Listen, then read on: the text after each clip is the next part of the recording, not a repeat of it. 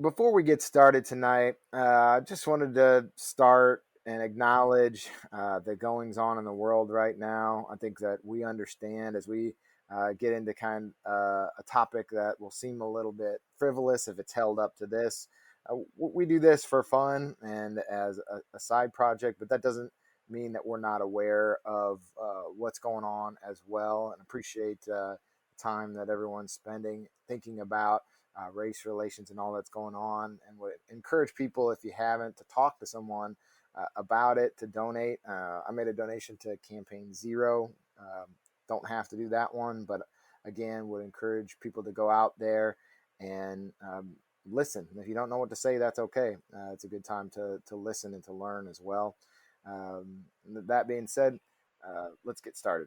Now, on to the show. Yeah, isn't it amazing when Michigan can keep this game to a 19-foot, 9-inch game inside that three-point line? It's all there.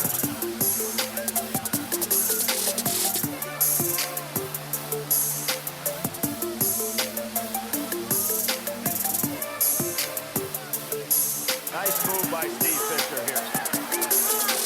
Turn it into the 19-9. Welcome to the 19-9 podcast. This evening, we're going to talk about the draft class, or the class of 1985, which is a new series. We're going to do several different years, but let's start out with a little context and talk about the year 1985 so you know where we're at. It is Michael Jordan's rookie year, so we're going way back in time for all the people that just finished the Last Dance. The number one movie of the year was Back to the Future. Chucker, who's on here with me, have you seen Back to the Future? I'm hoping a million times. Many times, Aaron. Have you seen or heard of the YouTube series Reunited Apart? I think it's called. Josh Gad is doing it. I am not familiar with that at all. I encourage you to check it out. I had a blast watching that. He they're raising money for COVID and first responders, and they get all these casts of different movies back together on Zoom, and that one, they did an amazing job. They do the Huey Lewis song with like a million different people doing little bits and pieces from their own Zoom recordings. It was pretty amazing. Which begs the question, when they did Back to the Future, was Biff on it? Oh, no, he wasn't on. He was not on there. I know. Yeah, that's weird. They had a lot of people, but I was trying to think if they had him, but no, they didn't have him or Crispin Glover. Rock and roll. Yep. Microsoft 1.0, Nintendo's released new Coke. Did you sip on a new Coke back in the day? I do not recall sipping on a new Coke, but I do remember it is widely regarded as arguably the biggest marketing gaffe in all-time history. And I think they released it in April, and by the summer they had brought back the original Coke and named it Coca-Cola Classic. Yeah, I'm not proud to say that I still drink a lot of soda, but definitely enjoy Coca-Cola Classic. That's my number one go-to. So I'm glad they got rid of New Coke. And then I wanted you to share a sports memory. I've got one from 1985, but I'm curious, what's your sports memory from 1985? So a Chicago kid in 1985. This is really simple. The Chicago Bears win. That's their Super Bowl season. Monsters of the Midway, iconic team. Obviously in football history, and arguably the best team in football history. There's certainly a lot of people who will make that argument. So yeah, that was a dominant team, and they really took over the city like there were so many personalities on that team, from Jim McMahon, Walter Payton, and obviously the Fridge, and Richard Dan Hampton, and then the coach, Mike Ditka. So a lot of fun stuff there, and memorable season and memorable year here in Chicago. Yeah, no doubt. Yeah, that's hard. Not a lot of football championships in Chicago, so that's definitely one to remember. That is the only one, I think, from 1963 onward. Yeah. Mine is from the World Series that year, the Kansas City Royals. I actually lived in Kansas City at the time and got to go into the dugout. It was one of just my all-time sports memories in general. One of my friends growing up, his dad was best friends with George Brett, so got us in there. I have a program signed by all of the 1985 Kansas City Royals. So kind of cool. That is pretty sweet. George Brett, what a sweet swing. And now, a word from our sponsor. AZIP Pizza is a build-your-own pizza place in Indiana and Kentucky. They have unique pizzas each month, like the White Lightning, an Alabama white barbecue pizza, and a ton of ingredients you can choose from to create something delicious on your own. Order online for curbside delivery at azippizza.com/order. Now, back to the show. Oh man, I love Jim. So let's get into this though, because you had this idea. Again, the Chuck, you got the best ideas here, and just to talk about what piqued your interest in looking back at some of these classics and these classes, and especially 1985. Yeah, so the idea for this whole series was to kind of look at different high school graduating classes and kind of the top prep, who were the top like prep players in a given year. And you think about some milestone years. So obviously we're in 2020. So, you go back from 2010 to 2005 to 2000 to 1995. And it's interesting because the further you go back, the more the names kind of blend in. You got a little bit more research on who the names are. And I've always just been fascinated with looking at these prep lists, whether it would be from even just 10 years ago, or in the case of 1985 that we're going to talk about 35 years ago, just to kind of look at, how these players who were so promising when they're 17, 18 years old, where did it take them from there? Did you ever hear from them again? Did they deliver on that promise and become stars? And so it's always been pretty fascinating to me to do that. And it's very curious to look at who were the players who were the phenoms and then delivered on that hype, who were the cautionary tales, who were the kind of under the radar underdog types who kind of outperformed their evaluations. And then, it's good for some cocktail party chatter, I always say. And I think 1985 brings out some of that. We started this series last summer. I did the class of 89, the class of 94, the class of 99, and the class of 04. And there's just, as you kind of dig further into this, it's just some really cool names that come out, some memories flood back. And, at 19-9, we're all about kind of celebrating the history of the game. And this is just another kind of door into that world. No doubt. I think reading those two, something that really jumps out to me is the randomness of it all. It makes more sense in 1985 for us not to recognize all the names on, the list as all-time NBA greats or even NBA players. But you can go forward and you still pick out huge misses where they had to have a huge level of talent to get noticed on that level. But it just speaks to talent only takes you so far, and there's so many systems and human elements that factor into making anyone into a truly great NBA player or even a great college player. It matters where you go, who the coach is, who your teammates are, and it's so hard to read into that because what made some of those players, I'm sure, special in high school were elements that they just were never able to replicate in their later circumstances to no fault of their own often. And I think that's important to just keep in mind as we look at these young players coming into the NBA. And sometimes it just takes them time. It takes their second or third team in the NBA before they can hit. And some of these guys never hit. And, I always, hesitate to call someone a bust, and whether it be at the college level or the pro level, because there's just so many factors, as you illustrated, that go into someone being successful at such a high level of basketball.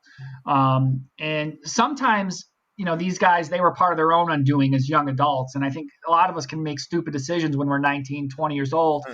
But, there's a sense of just I think randomness is a really good word, and when you go back to 1985 and you're talking about, if you look at the parade All-American team in 1985, because I couldn't find any real reliable list in terms of the top 100 prospects. Now these are commonplace, the ESPN 100 right, and things like that. 1985 wasn't the case. So I went to the parade in the case of 1985, I go to the parade All-American team, which is kind of the gold standard.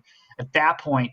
And when you look at, the first team or the second team, the third team, you look at these, top about 50 players in the country at that time, you see how it's such an inexact science. You're dealing with teenagers, some of whom have developed faster than others, and they're just going to dominate their peers, right?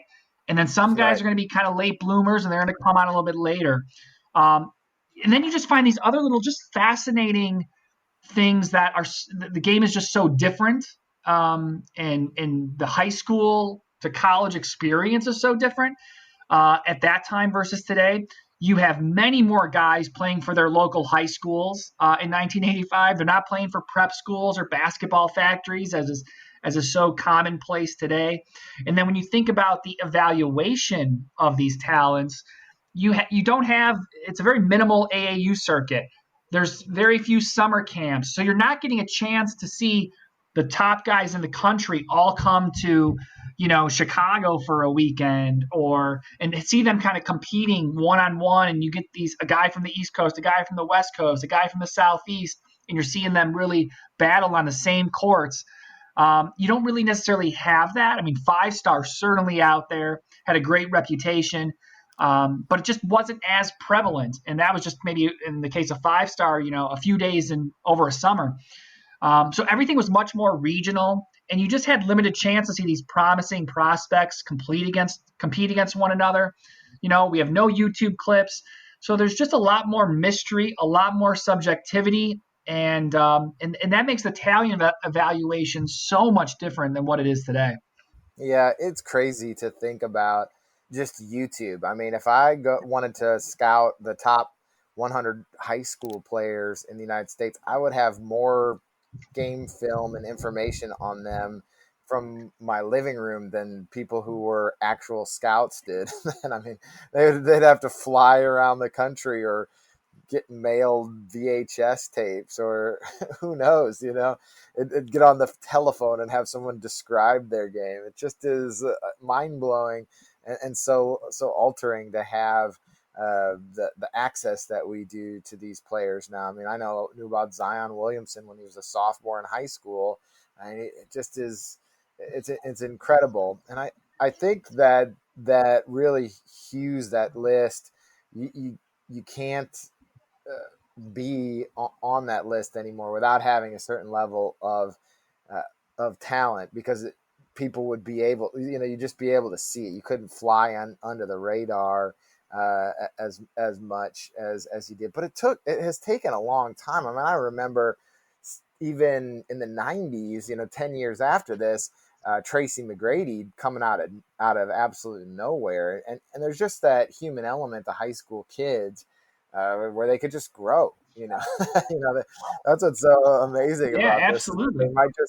They might just get taller or just fill out. Some of these guys are so skinny because they grow so fast, and they just fill out in ways that is unpredictable and factors in so heavily later on. I mean, we just again watched The Last Dance.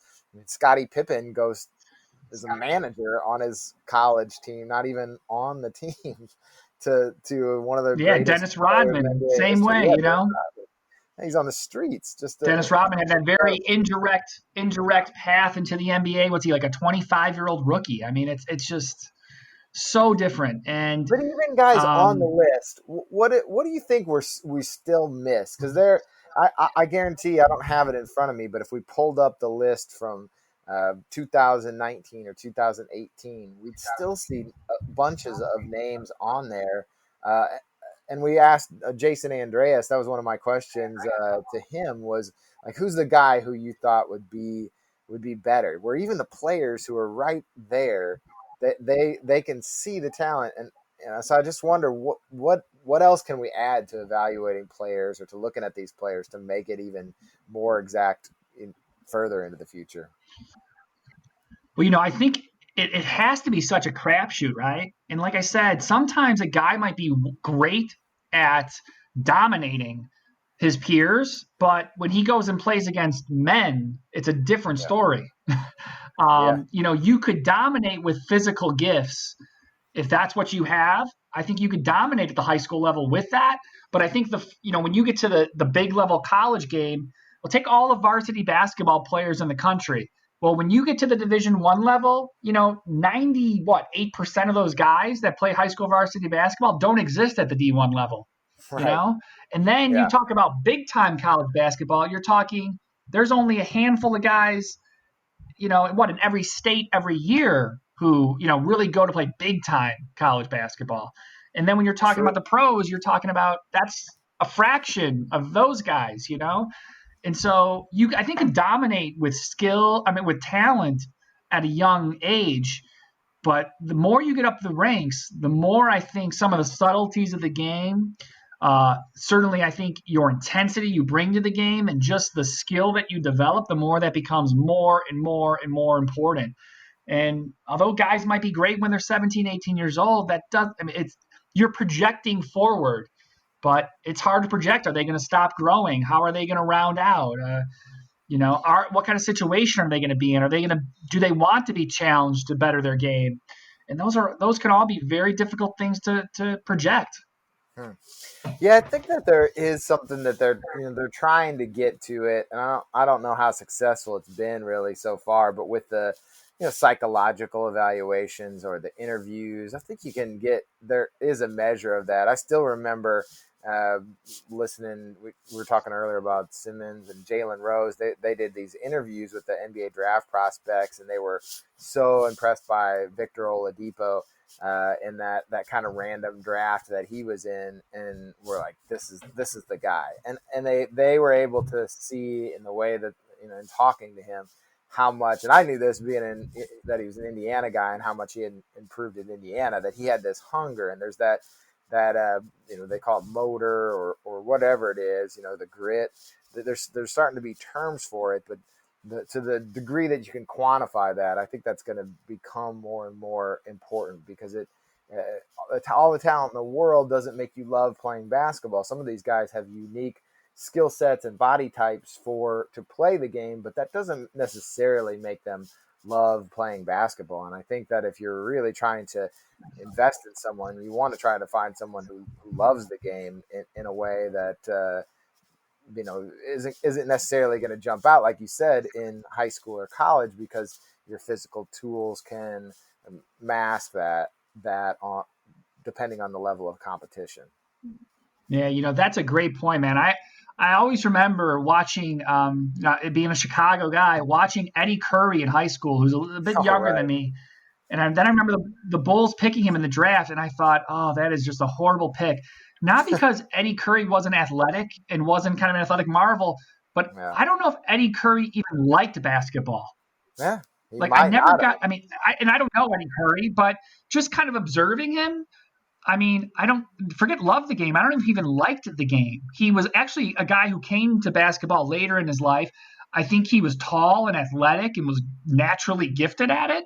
And that appealed to him, but I don't think he ate and slept and drank basketball the way some other guys do that makes them a great in the game. And again, that could be hard to measure. And I think, one of the interesting things is when you go back and look at like the 1985 high school class and you try to assess these guys, like I said, it's such an inexact science, and it's so, I would almost use the word amateurish. So much subjectivity, because it's more kind of picking hairs a little bit. And then I think I do think what happens now in the present day is you get guys who are just so aware and media savvy and say and do all the right things, but in their heart, they don't really feel it. And so, Victor, as much as Victor Oladipo could sell people on like, wow, this guy's a dog, he's going to be good, you'll find probably another guy in that draft, probably 5 more guys in the draft, who said all the right things at the pre-draft interviews and the combines and like that, but didn't really mean it and didn't really care about it. And, when you talk about the NBA level too, for these first-round draft picks, you're young guys getting a lot of money, and money can do funny things to all of us, and maybe might not make us as motivated as we once were, too. So I think that could come into play too. But I Well, they think talk that's about. I think one of I the hear this all the time. Is like that whole lost generation in the '90s is the guys that got so much money so early. I mean, I think that would be not impossible, but just such a uh, an unintended hurdle when you just start a it's a career burden. to get to again you become a corporation and you change those first years really do because you're not a finished product coming in as a rookie need to be about growth and development and figuring out what it means to be a professional. And if you've already made more money than you can spend in a lifetime if you're smart with it, then it's it can seem superfluous to be in there at 5:30 in the morning if I've got $84 million in the bank or whatever Glenn Robinson got coming Yeah. out of college. It's just as different to have that. And I think that it is important to like uh, the rookie scale, and it just seems like that carrot's out there. If you keep working and you get to that next contract, even if it's a kind of a false hurdle to clear, it does set you up for like a goal or to work for a certain amount of time. So now you see sometimes these guys on the second contract where they'll sort of plateau. Yeah, we call it in Chicago the Eddie Robinson effect. Yeah, exactly. He's a So he's a good one. know Oh my what's gosh. sometimes you get paid and the motivation kind of wavers. So one of the interesting things to me was like, so if you look at 2005, which was the last year of that preps to pros, that era, 4 of the 9 seniors on the parade All-American first team declared for the NBA draft. So that's So, like you is have that about like half, 4 of 9 of them, Dwight right? Howard? Is that Dwight Howard's year, or is that earlier? Yep. Yeah. Yeah, Okay. yeah. And so if that was the norm in 1985, where 4 of the 9 seniors on the parade All-American team declared for the NBA draft, there would have been a lot of very disappointed teams because you would have had Yeah. the parade All-American team in 1985, and we're going to talk about some of these guys. You'd have a number of these guys who were these high school stars. A number would be contemplating, if not entering the NBA draft, and they would have not been very productive because of the 9 seniors on the first team of the Parade All-American team in 1985. 3 become first-round picks and enjoy long NBA careers. You have Danny Ferry, Tom Hammonds, and Rod Strickland. 2 Loved guys Rod are Strickland. second-round picks. Rod Strickland, bad dude. Bad dude. But 3 of those guys never log an NBA minute. Really, 6 guys that's combined amazing. for 93 NBA games. So you're taking, so many of these guys would like, if these guys were in school in 2000, these were the guys in 2005, they'd been, I think I'm going to go pro. But even after long collegiate careers, because most of these guys stayed 4 years in college, even after long collegiate careers, and that maturity that came with that, only 3 guys have really long NBA careers, and so there are always kind of these big swings and misses when you go preps to pros. And I've always been kind of a little bit divided on it because I think sometimes guys think, yeah, I'm so good now and I'm projected to be this and I should go, and it can sometimes be much more complex than that. And I've always been very kind of you know kind of worried, wondering about that, because there's always these big misses when you go prep to pros, and we're still trying to figure out what or how to evaluate the guys who stay in college, and we often undervalue guys who don't have a linear progression. Well, I wonder too, how much it really is prep now, considering the sort of basketball factories that some of these guys come from. Doesn't seem like the high school basketball that Montverde and some of these places are resembles the high school basketball that I played. And I played in Indiana, so there were some really good high school basketball players that I played against and with, but not the assembly of talent that some of these guys have, where they'll be like a team full of Division I recruits, or at least the starting 5, almost Yeah. certainly. What was it So like in that's one of the What was it like in interesting things. Chicago?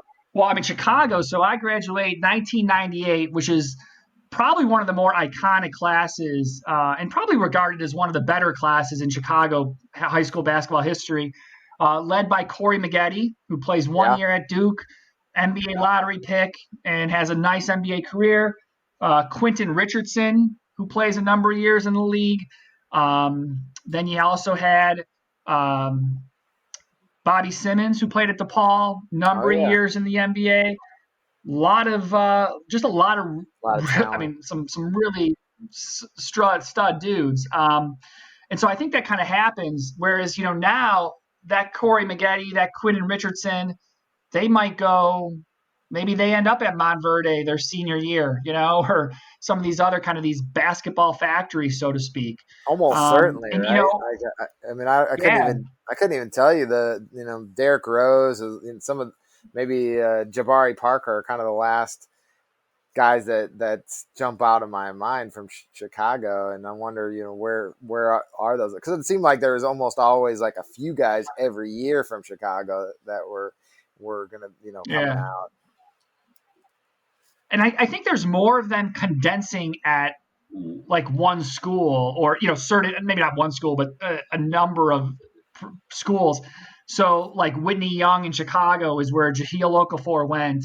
Right. And they have a kid going to Duke next year whose name escapes me right now. So you have these kind of definitely these basketball powerhouses in the Chicago area. Yeah. But it's not as spread out as it once was. That's for You wonder sure. how Where much you'd those have, schools are able to consolidate too. Not just the sort of prep programs or the national Lalamirs where you're kind of like recruiting people, but even in the city where you're like, hey, if you're going to be a real basketball player, you need to go here. oh, I think that's definitely happened. And I think again, Whitney Young probably being the prime example of that. Always one of the top teams in the country, certainly among the top teams in the state. Simeon, where Derrick Rose and Jabari Parker are from, that's one of those other basketball factory type places. But again, they're public schools, which is, I think, Yeah. different. You look at the 1985, and what jumped out to me, and as you look at the Parade All American list in 85, there's two guys in Rod Strickland, who again plays a nice NBA career, and then a guy named Mike Jones, who's the 63rd pick in the 88 draft, and enjoys a long overseas career after a collegiate career at Auburn.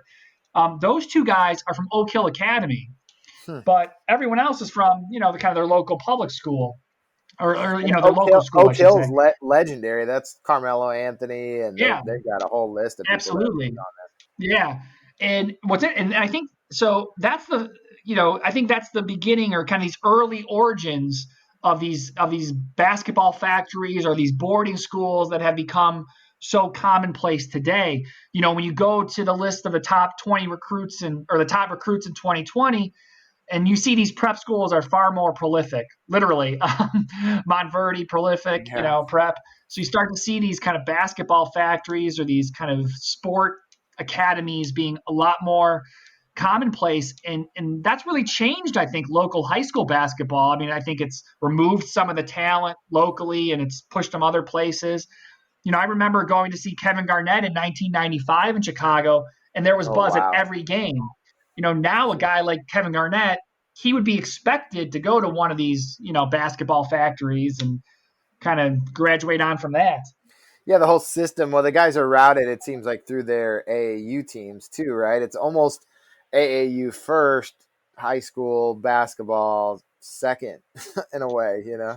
Yeah, absolutely. And I think that's where probably a lot of these guys, I think because the AAU circuit is so big these days, and it also is the best venue, I think, for a lot of these kids, it seems like the best venue for them to get that direct competition with the best peers versus just the best peers kind of in their region of their city or state.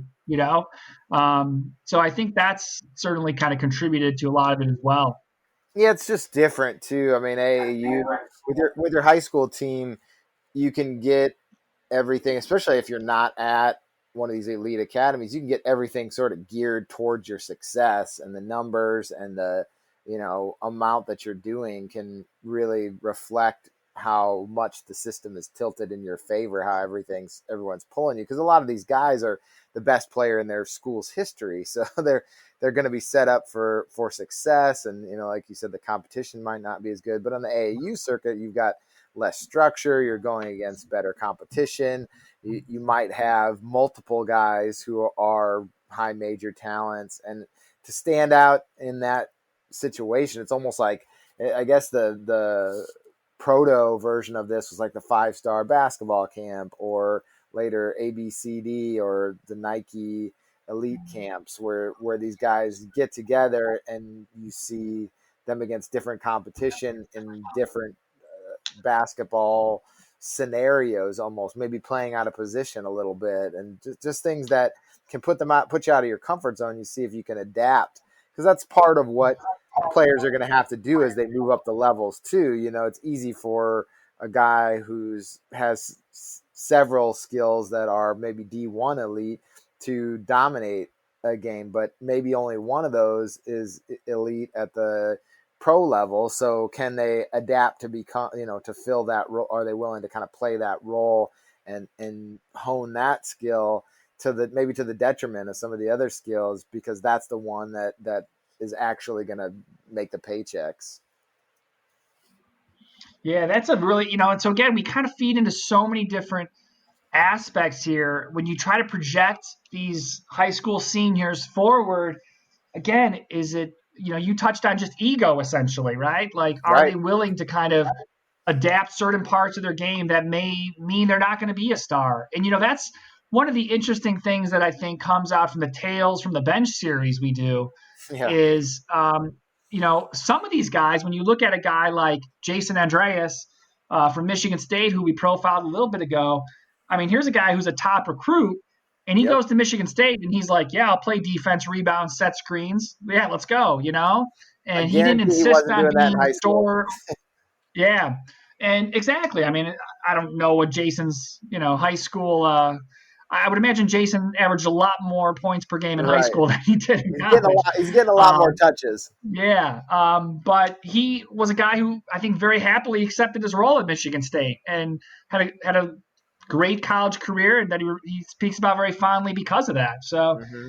yeah, I think, again, ego, development, maturity, so many things factor into this. And so when you look at these lists of the top high school players, it's just such a crapshoot, man. And you're projecting 18-year-old kids forward, and it's always curious to me because some of them are going to hit it, man. Some of them are going to hit that jackpot. Some of them are going to go have nice college careers and going to lead nice productive lives. But some of them you'll never hear from again. And Right. I think that's it's kind of sad from how promising they once were, too. So Yeah. um, No doubt. Well, tell me a little bit about Purvis Ellison, because that's a name that when you had on the diaper dandy list for this class, I noticed his name wasn't on that Parade All-American list. yeah, so that's to me one of the interesting things as you look back on these lists is not only who the top guys are, or maybe who was kind of guy at the bottom of the top 100 list, or in the case of the Parade All Americans list, who was a guy who was a fourth team All American, so he's maybe around that 40ish range. But who are these guys? And in the case of Purvis Ellison, he's not on the first team Parade All American list, which again is 11 guys. He's not on the second one. He's not on the third one. He's not on the fourth one. So people are saying, hey, this isn't even one of the top, 50 basketball players in America. Well, then, not even 12 months later, he is leading Louisville to the 1986 NCAA title and is the Wow. tournament's most outstanding player That's crazy. as a freshman. And then a few years after that, he's the number one pick in the 89 draft. So Wow. here's a guy who wasn't really on anyone's radar, but then all of a sudden explodes very quickly, keeps on progressing, and derailed by injuries in the NBA. Yeah. But, had a really solid career and probably flew under the radar a lot because of, he's a guy from the Southeast and not really a basketball hotbed. seemed like a quiet guy, or got characterized like that in the media, at least. Yeah. That You know, sleepy that, look to him. yeah, absolutely, man. Then you think about these guys who are overlooked, to just kind of stick on this idea of guys who are overlooked, right? Yeah. Well, Purvis is in the Southeast U.S., not, again, a basketball hotbed, but then you look at a guy like Tim Hardaway, who's in Chicago, in the Chicago Public League, playing, one of the best basketball conferences, arguably in the country. And he was probably undeniably the best pro from the high school class of 85. Yeah. He's nowhere to be found on these lists. He's recruited by low mid majors, and he ends up at UTEP, University of Texas El Paso. He averages 15 minutes I'd per never game as heard a of that. freshman. I'd never heard of that school even. UTEP, yeah, the Yeah. minors. He averages 15 points a game or 15 minutes a game as a freshman Wow. before he becomes a full-time starter over his final 3 years. Then he's a first-round pick in 1989, and obviously goes on to have a great NBA career, makes 5 All-Star teams. So I think that's kind of interesting too. How, like, again, the best freshman in this class and the best pro player in this class are nowhere to be found on the Parade All-American teams. So among the best, 40, 50 players in America, these guys are nowhere to be found. And that's just kind of really fascinating. And then you think about some of these other notable names from the class of 85 that aren't on the list too. So let me give you some, all right? All right. Well, Pooh Richardson, he's actually second team Parade All-American.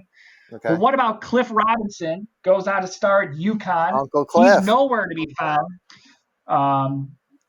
Then Glenn Rice. We have Mookie Blaylock Love and BJ Mookie. Armstrong.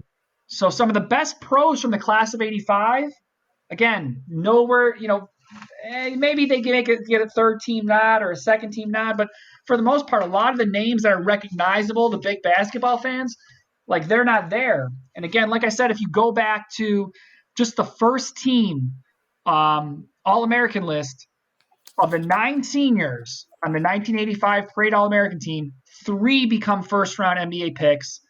And all those 3 enjoy long careers, and Danny Ferry, Tom Hammonds, and Rod Strickland.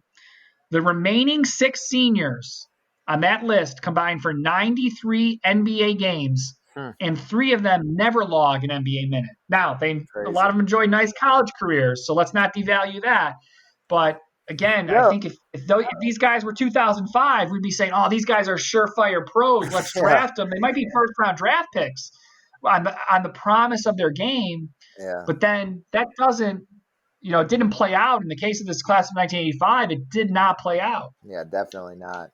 Well, as we head to the finish here, let's hit some of these categories, because we'll be posting the blog for this, and I think that the categories are fun how you have them laid out. So the first one's the chart topper. We've got Danny Ferry in there. Tell us a little bit about him. Yeah, obviously we know Danny Ferry should be a pretty well-known name to I think basketball junkies. Power forward. He's from DeMatha Catholic, which is that basketball powerhouse outside of D.C., coached by Morgan Wooden. He's the Parade Player of the Year, widely regarded as the top player in the class of 85. He goes to Duke, and that's, mind you, before when Duke is kind of up and coming, not the Duke of today, but is kind of up and coming. He stars for Coach Krzyzewski, 3 Final Fours. He's the Naismith College Player of the Year in 1989. He's the number 2 pick in the draft. And although I don't even know if so many people remember this, he was drafted by the Clippers number 2, but said, I have no interest in playing for the Clippers. And he actually went overseas to play in Italy rather than play for the Clippers. Wow. And I don't know how many people remember that. And so then, but he enjoyed a nice NBA career once he came back stateside, 13 seasons in the NBA. And then obviously I think most guys might remember him. If they don't remember from his pro career, they probably know his name from the front office ranks, where he was the GM of the Hawks. And I think he had a stint with the Cavs too. But certainly we had some executive positions there. So, but he was the top player in the class of 85, and I think kind of delivered on that promise. Never a superstar, but a real solid NBA pro, no question. A classic Duke guy too. Like, if I think of a Duke guy, I might think I think Christian Laettner first, but Danny Ferry right there too. It has all the things. Yeah, To he's on that Mount love to hate him. Rushmore of. Yeah, exactly. He's on that Mount Rushmore of hated Duke players. No you doubt. know, which No is doubt about it. unfortunate. So, but yeah, he's Well, the he, only if you're again not nice career. only if you're a Duke fan, it's a problem. I love hating Duke players. All right, the highest rated who? So the highest rated who I say here, man, take your pick. So again, A we have lot of them, no right? AAU tournament. Yeah. Again, if you just look at the first team All American list, but again, no in-season showcases, very little AAU tournaments. USA basketball breeding grounds, those weren't the norm in 1985. So, ranking the nation's top high school players, a very brutish science. So again, you look at the first team, Let's go to USA Today's All USA first team in 1989. Danny Ferry is easily the most recognizable and accomplished name. Yeah. You have Tito Horford. He played 63 NBA games after Now, I starting in Miami. recognize that last name, but I don't know You that do, man. the Tito part of that I don't recognize. Yeah, he's best known for being Al's dad, not necessarily for his nice Yeah. basketball career. Definitely. Had 63 NBA games.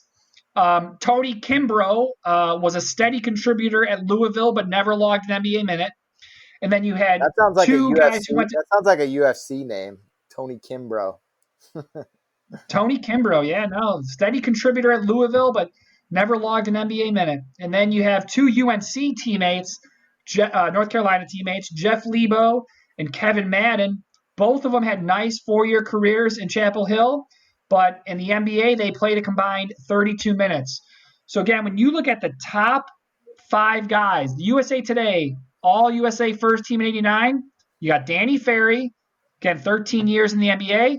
One guy plays 63 NBA games in Tito Horford, and then the remaining 3 guys, Kimbrough, Lebo, and Madden, combined to play 32 minutes in the NBA. Wild. And again, it's just projecting these guys forward is just so hard. Get That's these why I guys in don't front of some envy. competition. Yeah, that's why I don't envy the job of these NBA guys. If the one and done rule, at least the one and done rule, you get to see these guys for a year in big time college basketball, and it's another year of evaluation, another year of those guys developing physically, and you get to kind of a little bit more. It's more sample size, right?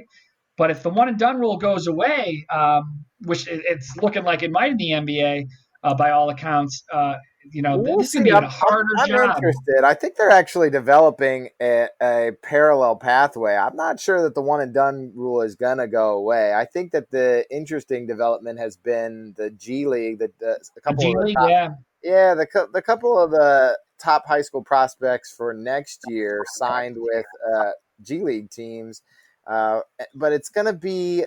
They get a special higher salary, which is interesting because they've got this different ranking system for these guys to qualify for the higher salary. And then I'm not sure how much they're going to play. So I also think that's kind of interesting because they're, I don't know that they're just going to throw them out there as a regular, or if they're going to play them more occasionally, or how it exactly is going to work. You can see kind of with LaMelo this year and some of the guys that went down to Australia, like they'll go play, but maybe not necessarily play every game. And it's just going to look a little bit different for these guys. I think the lesson is development is still going to be key. These guys are so young. They're stepping into a profession, and that's just a different level. No matter how much talent you have, the mental and the physical preparation is a whole nother level once you get to the professional ranks. Yeah, it's going to be really interesting to see how that G League select kind of plays out. And, they got, I think it's Jalen Green, one of the top prospects in the class of 2020, signed up for that. And it's going to be interesting to see how that kind of moves the needle, if at all. And that'll be interesting to kind of follow. And, it's interesting how the coronavirus probably sparked, pushed guys maybe who might not otherwise thought of that. They were probably maybe set going to college, but who knows what college basketball will look like in the 2020-21 season. So that might have really compelled some of these guys to say, well, rather than spending a year thinking rather than spending 1 year on campus, let me get me in a professional setting right away and see how that goes. And I think the NBA likes the idea of getting these guys into their club or under their umbrella, so to speak, sooner rather than later, so they can be in charge of their development. Obviously, college coaches would probably argue something very different, but it's going to be really interesting to follow how that kind of takes place. I think it's gotten a lot better too. I think if this was, we alluded to this a while ago, that I think that NBA teams have gotten so much better at this now of viewing these players as real assets and as the future pillars of their franchises and treating them as such rather than, I think, back in the day, they're just would be, here's your money, you're expected to be a professional and figure it out for yourself. Like, that just doesn't seem to happen. I mean, even guys that are going to be successful, they still treat them with kid gloves. Zion with his rehab has still been at the New Orleans facility, and they just have a longer view of these guys, I think, and that's to their benefit as well, to view the necessity of development and not just on the court, but just in life in general, if they're going to be successful on the court. Yeah, and the NBA teams in particular, they have every incentive to develop these guys, especially these first round guys that they take, because they're paying them guaranteed money. And with a salary cap that is likely to go down in these certainly in the coming years, potentially, Yeah.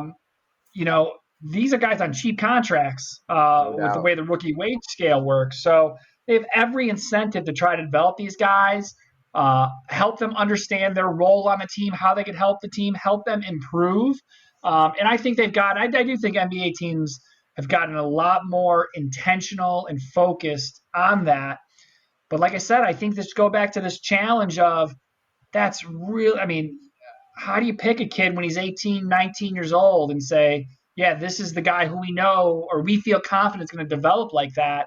Because for every LeBron and Kobe and Kevin Garnett, there is a Corleone Young, or these real promising, skilled high school guys who you never hear from again. And not only did they not get the pro experience that they seemed kind of destined is a strong word, but they maybe seemed on a path to. But then they've eliminated their opportunity to even get a college experience as well. And I think that's always a shame. And I know this can be a touchy subject and people can kind of disagree about it, but I think it's tough. And I hope that there's a way that guys can get evaluated and just get as much information, make sound decisions for themselves as they consider entering the draft or kind of pursuing the college game. The conversation's out there, at least now, that it's so much easier for these guys to declare for the draft, get some feedback, and then come back to school. I mean, that for years used to blow me away, that you just had to declare with whatever limited feedback you could get, and then could maybe get in there and be like, yeah, you've got no shot, and then your eligibility's done. At least now you can declare and get some real honest feedback, and then figure it out later once you've been able to talk to the right people. Absolutely, man. So speaking of the NBA, who do you think the best player was? You mentioned Tim Hardaway, but it didn't sound like you thought that was the guy who was maybe the most memorable, but maybe not the best. So, if we look at best in maybe a more subjective way, like who was the guy who was just you're going to pick him first in a playground game, or you're going to pick him among the class of 85. I mean, it's Tim Hardaway. Yeah. He was easily the most accomplished player from the class of 1985. But the 1985 graduate who collected the most NBA win shares was actually Clifford Robinson. Played at UConn, then goes and plays 18 NBA seasons. Wow. I did not know he played that long. Yeah, dude played a long time, man. Most notably for the Trailblazers. Was the 1993 NBA Sixth Man of the Year winner, All-Star nod in '94, two-time All-Defensive Team. So this is a guy who, man, had a long NBA career, and he, among all the class of 1985, actually has the most NBA win shares. But again, that's more a product of playing 18 years, 18 really solid years. That's impressive, you know. So again, Hardaway's probably the guy you pick first in a playground game or a pickup game. I'll take that guy because he was just so dynamic. But the guy that actually, you know, the argument can be made certainly a really nice NBA career, or at least get honorable mention. We got to talk about Clifford Robinson. He was a badass. Yeah, his peak was maybe for Hardaway was higher, but I agree. I mean, and a shooter too. I remember Robinson as a shooter. That's funny. I didn't even remember that he went to UConn. So almost like the proto Ray Allen. So I can work Ray Allen into the podcast. Yeah, but a big time defensive player too, Yeah, man. that So impressive. I did Impressive not know career. that either. Yeah, a 2-time All Defense. I never would have guessed Yeah, that. I know a lot about NBA, but did not realize that. Let's go to yeah. the cocktail party stat here, the little piece you have, because this is a fun one. Yeah, so like I said, I love kind of looking at these lists and kind of finding kind of unique factoids or names and kind of finding just kind of this like, hey, do you ever know this? Like just kind of this unique facts. And so uh, I mentioned the name earlier, but a lot of people know the band Pearl Jam. And before Pearl Jam became Pearl Jam, Eddie Vedder and his crew went by the name Mookie Blaylock, and that paid homage to the NBA player. Mookie from the class of 85 played 13 years in the NBA. And in fact, the name of Pearl Jam's debut album, 10, that pays homage to Mookie Blaylock's jersey number. Wow. So, kind of a fun little thing to throw out there at that next cocktail party that will probably have happen socially distanced from others. Yeah, they love the NBA. They weighed heavily into the Last Dance too. Even had that song Pearl Jam song playing at the end there. So and Dennis Yeah. Rodman, a huge Pearl Jam fan. Yeah, Eddie Vedder, of course, a gigantic Chicago Cubs fan too. So I like that. Yeah, But I don't know. I mean, I think that's kind of common knowledge. But I think sometimes it's nice to just be reminded that before Pearl Jam was Pearl Jam, they were called Mookie Blaylock. hey, if we can work Mookie's name in, it's just fun to say even. Let's finish with the 1999 connection. Love that they support us doing the podcast in a number of ways, and I like making a connection back to some of the stories they've got that you can wear around. We're both wearing some right now. So, what are you wearing So tonight? Let's So start today, there. man, I'm actually kicking one that makes a lot of sense for this. So All you right. talk about the 1909 connections from, and this was not planned. This is just pure serendipity. The class of 1985 features two guys who go on to play on the University of Iowa's 1987 Elite Eight squad. So both of them parade All American third team.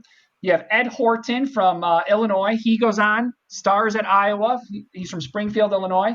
And then Roy Marble, who's actually from Flint, Michigan. He Hmm. goes on to Iowa as well. Those two guys, two important members of Iowa's 1987 Elite Eight squad. And, we celebrate them at 19-9 with some pretty sweet black shorts with a BJ Armstrong, number 10 on them, who was also on that Iowa Hawkeye team. And today I'm kicking the Iowa Hawkeye t-shirt. Love it. I love it. I actually I can't. My grandparents are from Iowa, so I kind of want to be able to rock. But the Big Ten schools are the one I have the most trouble rocking, being that I'm such a big IU fan. But Iowa's definitely. I love the look of those. I'm not a hater, man. I don't know if I can. I don't know if I can get behind that short too much. I've always kind of been different, or I should say, have not liked. Let's be honest. The shorts with the player's number on them. Oh yeah, Where do you stand on yeah, that? yeah. That's Yeah. a It lot of depends. I me. guess it depends on the player, right? Sometimes some of the play like some numbers are just like the Dwayne Wade on because like I can barely think of players from Marquette, so Dwayne Wade's number on there kind of really sticks out to me. But I could take it or leave it, but I think it's fun, and I think if they did it at IU, I wouldn't not I'm sure I'd like it. It has to be maybe at your school or a school you're really a fan of. I don't see IU ever changing their uniforms, No, I at don't. least not Well, I drastically. don't know. I hope they change. I haven't liked the ones the last 2 years, to be honest. Just the way that the piping is, some of the design elements, haven't loved them.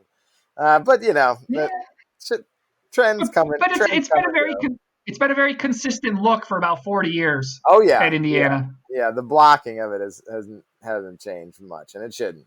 Sometimes Oh, absolutely don't not. One of the sometimes don't change, like the Cubs. Go ahead and keep that the same. Yeah, yeah. It's always, and then it's interesting how you see, and we see this a lot with 19-9, how some teams have gone through just all these iterations. You've seen Marquette go from navy and gold to kind of integrating that light blue. Um, so it's kind of all these kind of unique iterations. Syracuse seemed to be more of like a royal blue back in the mid 80s. And now they're clearly a very navy blue to go with obviously the orange. Yeah. So it's interesting to see. I think that's one of the cool things 19-9 does is as you kind of look at some of this old gear and it's recreated for the modern age and it kind of brings you back to that time. You see how these subtle differences or subtle changes kind of play out in kind of the uniform kit. I know we're going to see that with Georgetown in the early Patrick Ewing era versus the Georgetown and the Iverson era, which I'm sure that Oh those man. goods are going to be in high demand on 199.com. Can't wait to rock some of those myself. I'm gonna look real strange as a 40-year-old man walking around in them, but I'm gonna wear them proud.